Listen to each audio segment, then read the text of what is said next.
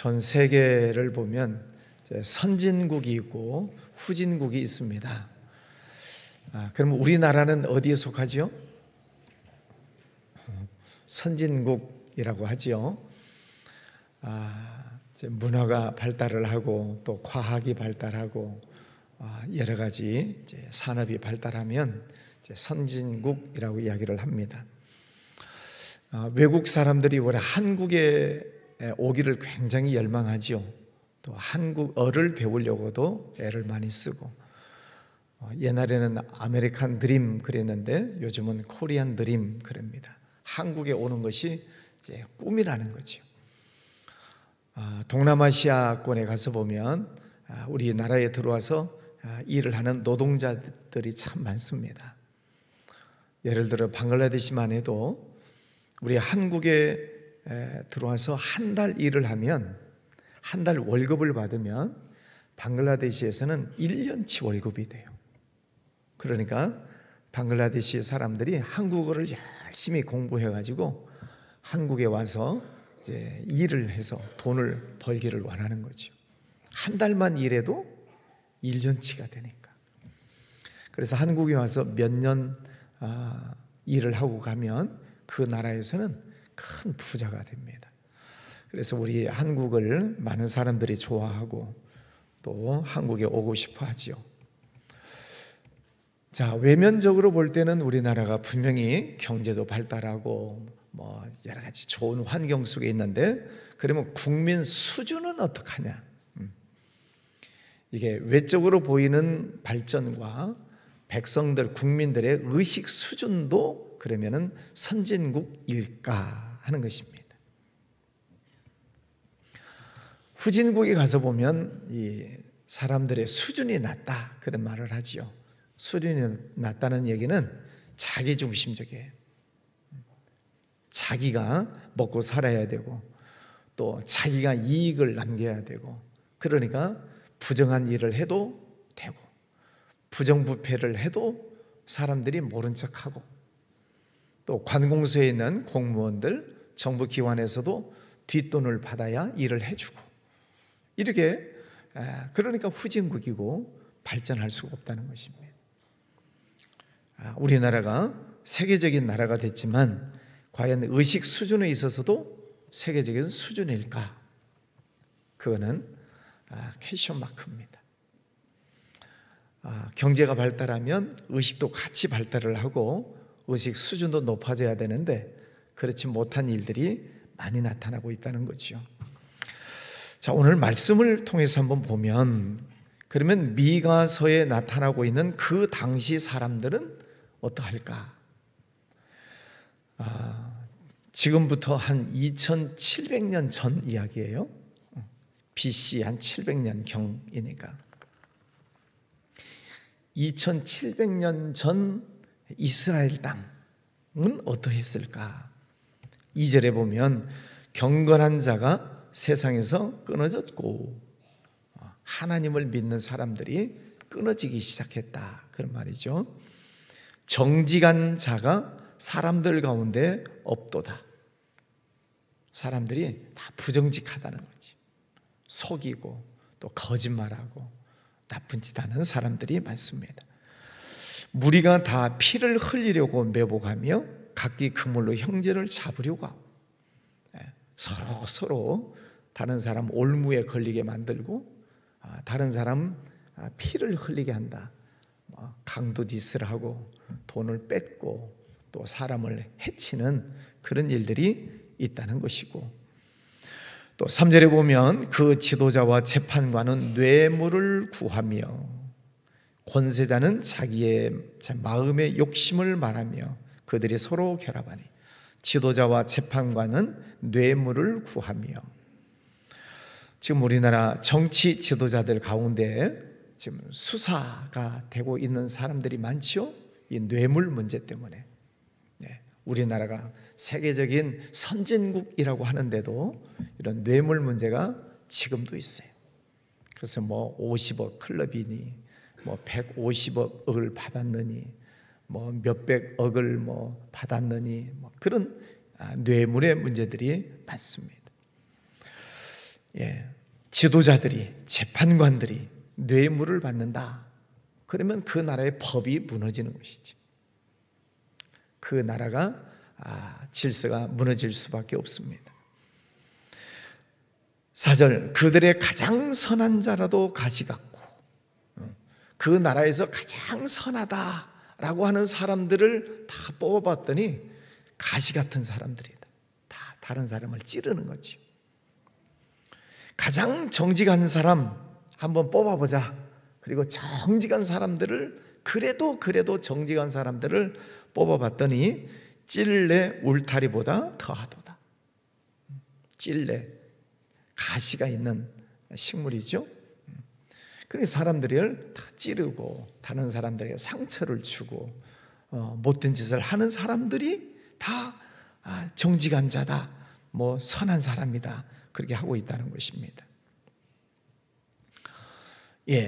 국가의 지도자들 또 백성들 모두가 다 거짓에 치우쳐 있고 부정직하고 또 뇌물에 쌓여 있는 그런 세상이 되었다는 것입니다. 그래서 5절에 보면 너희는 이웃을 믿지 말며, 믿을 사람이 없어요. 친구를 의지하지 말며, 친구도 못 믿어요. 이번에는 내 품에 누운 여인에게라도 내 입의 문을 지킬지어다. 부부간에도 서로 못 믿어요. 부부간에도 말을 함부로 할 수가 없어요.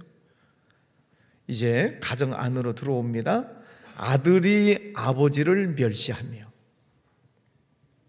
이제 아들이 아버지를 멸시해요. 또 딸이 어머니를 대적해요. 딸이 어머니한테 막 함부로 대하고 어머니를 또 경시하는 그런 일들이 있어요. 또 며느리가 시어머니를 대적해요. 며느리가. 사람의 원수가 곧 자기의 집안 사람이로다. 집안 식구들끼리 서로 원수가 돼가지고 자식은 부모를 공경하지 않고 또 부모는 또 자식을 또 멸시하고 서로 집안 식구들끼리도 그러지. 또 밖에 나가면은 사람들끼리 서로 또 때리고 싸우고 피 흘리고 뺏고, 또 그 나라의 지도자들이라고 하는 사람들도 뇌물을 받고 서로 권력을 차지하기 위해서 서로 모이고 서로 결합하고, 그러면 그 나라가 망할 수밖에 없는 거죠. 오늘 2700년 전 그 시대를 오늘 우리나라에 놓고 보면, 그러면 우리나라는 여기에서 해당이 될까 안 될까 생각해 보면 우리나라도 그렇게 깨끗한 나라는 아니다. 경제는 발전하고 살기 좋은 나라는 됐지만은 이 의식 수준이 2700년 전 사람이나 지금이나 별반 다를 바가 없다 하는 것입니다. 그러면 하나님을 믿는 우리는 어떻게 살아야 되는가? 예수님을 구주로 믿고 또 하나님을 섬긴다라고 하는 우리 기독교인들은 어떻게 살아야 되는가? 7절에 보면 오직 나는 여호와를 우러러보며 나를 구원하시는 하나님을 바라보나니 나의 하나님이 나에게 귀를 기울이시리로다. 집안 사람들이 다 그렇고 세상도 그렇고 지도자들도 그렇고 그런 죄악으로 가득 차 있는 그런 세상이지만은 나는 하나님만 섬기겠습니다. 그런 말이죠.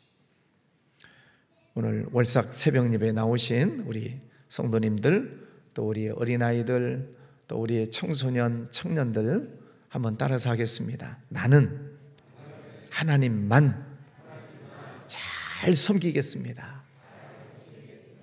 아멘이십니까? 예. 세상이 어지러워지고 세상이 부정부패가 많을지라도 그 속에 하나님을 믿는 기독교인들이 정말 정직하게 살겠습니다. 하나님이 귀를 기울이시고 내가 하는 말을 듣는다고 하시니 하나님 언제나 정직하게 살겠습니다. 성결하게 살겠습니다. 그렇게 다짐하는 사람들이 점점 많아지면 우리나라가 좋아지지 않겠습니까? 우리 한국에 교회가 7만 개쯤 된다고 하고 요즘은 이제 800만 성도 그렇게 얘기를 합니다. 정확한 수치는 아니지만 한국에 800만 명이 기독교인이에요. 그 가운데 여러분도 속해 있죠? 800만 속에. 그 한국 교회 성도들 800만 명이 정말 하나님 보시기에 정직하게, 의롭게, 성결하게 살면 우리나라가 바꿔지지 않을까요? 5천만 명 잡고 약 5분의 1, 6분의 1, 그 정도의 백성들이 정말 깨끗한 삶을 살아간다면 우리나라가 바꿔질 것입니다. 그럼 다른 사람 얘기할 게 없고 내가 먼저 하나님 앞에서 정직하게 하나님을 잘 섬기는 그런 삶을 살면 되는 것입니다. 나만, 내가부터 오늘 아침 기도하시면서 하나님, 저 먼저 깨끗하게 정직하게 살겠습니다. 우리 고등부 학생들도 친구들과의 관계 속에서 내가 먼저 하나님 믿는 사람답게 살아야지, 크리스찬답게 살아야지, 그런 다짐이 있으시기를 바랍니다.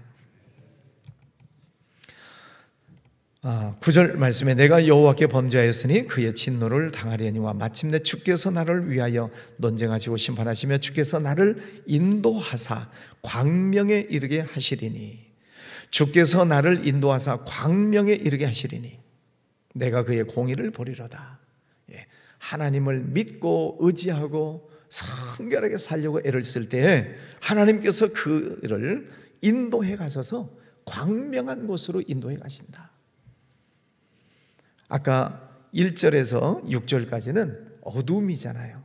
가정 안에도 어둡고 세상도 어둡고 정치도 어둡고. 그런데 하나님을 잘 믿는 사람들을 하나님께서는 광명의 길로 인도하시겠다. 우리 하만나 주제가 뭐예요? 소금이 되라, 빛이 되라. Be salt, be light. 소금이 되어라, 빛이 되어라.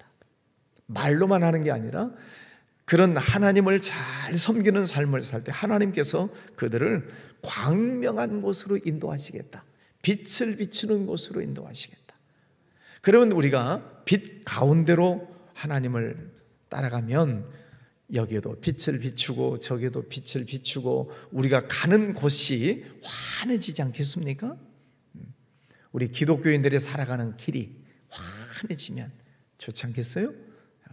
또 우리 교회가 수원 영통지역 안에, 이 마을 안에 있으니까 우리 교회가 그렇게 지역 속에 빛을 발해야 되죠.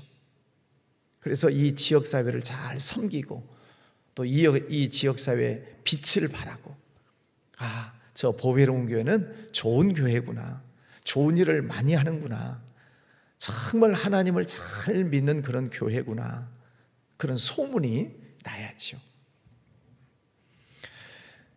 그 소문이 나는 것은 여러분의 삶에 있습니다. 보배로운 교회 다니시는 우리 성도님들이 동네 사람들하고 어떻게 생활을 하는가, 또 우리 학생들이 학교에 가서 보배로운 교회 다니는 학생들이 어떻게 살고 있는가, 학교 생활을 어떻게 하는가를 주변에 있는 사람들이 다 보는 거죠.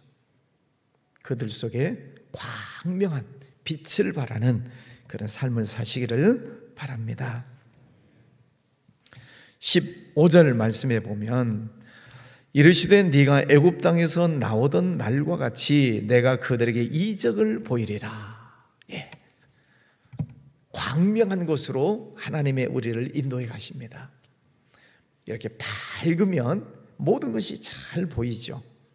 그런데 소등, 불을 꺼버리면 분간할 수가 없어요.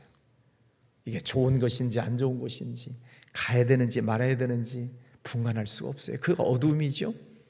그런데 하나님께서 우리를 광명에 이르게 하시면, 밝은 삶을 살게 하시면은 그 속에서 하나님께서 일으키시는 기적을 보게 하시겠다. 하나님이 보여요? 안 보여요? 안 보여요. 그런데 하나님께서 하시는 기적을 보여주시겠다는 거예요.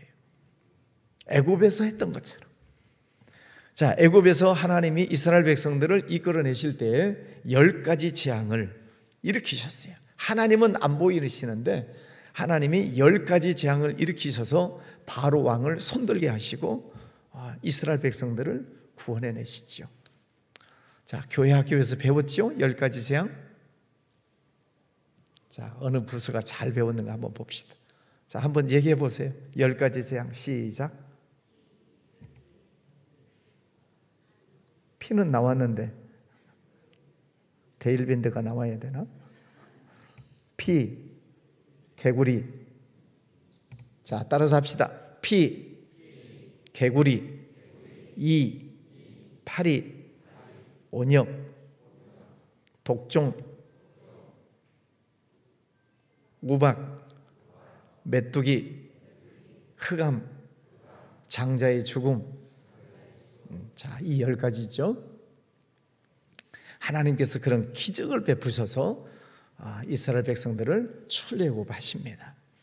그때 그 애굽에서 하셨던 것 같이 내가 그들에게 이적을 보이리라. 그러면 지금도 하나님은 안 보이세요? 하나님은 영이시니까. 그런데 하나님께서 광명한 삶을 살아가고 있는 여러분의 삶 속에 하나님께서 지금도 기적을 베풀어 주시겠다. 아멘. 믿습니까? 자, 그러면 이제 여러분이 여러분의 삶 속에서 하나님이 내 삶 속에 어떤 기적을 베풀어 주실까를 이제는 잘 찾으셔야 돼요. 하나님은 주시겠다 약속하셨으니까 여러분이 기도하는 것 하나님이 응답을 해주시는가, 또 여러분이 생각하고 있는 것 하나님께서 또 응답해 주시는가, 생각지도 않았는데 하나님께서 좋은 것을 주시는가, 이제 그것을 찾으셔야 돼. 그래서 이렇게 하나님께서 내게 이런 기적을 베풀어 주셨구나, 이런 축복을 주셨구나, 그것을 우리가 찾았을 때 그게 하나님이 나와 함께 하신다는 것이고 하나님이 내게 주시는 축복인 것을 믿는 것이죠. 그게 믿음이에요. 하나님이 내게 이런 은혜를 주셨구나, 하나님이 나를 사랑하시는구나, 하나님 감사합니다, 제가 하나님을 찬양합니다, 하나님이 예배합니다. 이게 신앙생활이에요. 하나님은 안 보이시지만 여러분의 삶 속에 기적을 베풀어 주시겠다 약속하셨어요. 여러분 삶 속에서 하나님의 기적을 보시고 하나님을 잘 섬겨 나가시기를 바랍니다. 자, 그 하나님은 어떤 하나님이신가? 19절에 보면 다시 우리를 불쌍히 여기셔서 우리의 죄악을 발로 밟으시고 우리의 모든 죄를 깊은 바다에 던지시리이다. 하나님은 우리를 불쌍히 여기신다. 이 말은 다시 말하면 하나님은 우리를 지극히 사랑하신다, 그런 뜻이에요. 그래서 우리 죄를 다 용서해 주신다. 누구의 은혜로? 우리 죄를 누구의 은혜로 용서해 주셔요? 예수님. 십자가에 매달려 죽으신 그 예수님의 십자가의 죽으심으로 우리 죄를 다 용서해 주시고 우리를 지극히 사랑하신다. 요한복음 3장 16절 다 외우시죠? 우리 학생들도 다 외우죠? 별로 대답이 없네. 자, 우리 선생님들 잘 가르치셔서 교회 다니면 누구나 다 요한복음 3장 16절을 외우잖아요. 자, 하나님이 세상을 이처럼 사랑하사 독생자를 주셨으니 누구든지 그를 믿는 자는 멸망치 않고 영생을 얻게 하려 하심이라. 예수님이 내 죄를 용서해 주시기 위해서 죽으심으로 내 죄를 다 용서해 주시고 하나님은 나를 지극히 사랑하신다. 하나님의 나를 얼마나 사랑하시는가는 여러분의 생활 속에서 일어나는 기적을 찾아봐라. 오늘도 기적을 찾아보세요. 네, 하나님은 큰 것을 주실 수도 있지만은 작은 것도 생활 속에서 하나님은 우리에게 좋은 것을 주시는 하나님이세요. 좋으신 하나님, 하나님은 좋으신 하나님이세요. 그 크고 작은 좋은 일들을 하나님이 내게 이런 것을 주셨구나, 그 좋은 것을 날마다 찾으면서 사는 사람은 그래서 항상 기뻐하고 범사에 감사하고 또 하나님을 찬양하고 예배하고 이런 삶을 사는 것이죠. 20절, 주께서 옛적에 우리 조상들에게 맹세하신 대로 야곱에게 성실을 베푸시며 아브라함에게 인애를 더하시리이다. 네, 우리가 그런 어두움 속에 있지만 하나님을 잘 섬기고 하나님의 인도하시는 광명한 그 길을 잘 따라가게 될 때 하나님께서 우리에게 성실을 베푸시고 인애를 더해 주시겠다. 하나님께서 우리를 더 사랑하시고 우리에게 더 인애를 베풀어 주시고 축복해 주시겠다 하는 그런 약속의 말씀입니다. 우리 5월 3일 이제 올삭 새벽 예배를 드리고 있습니다.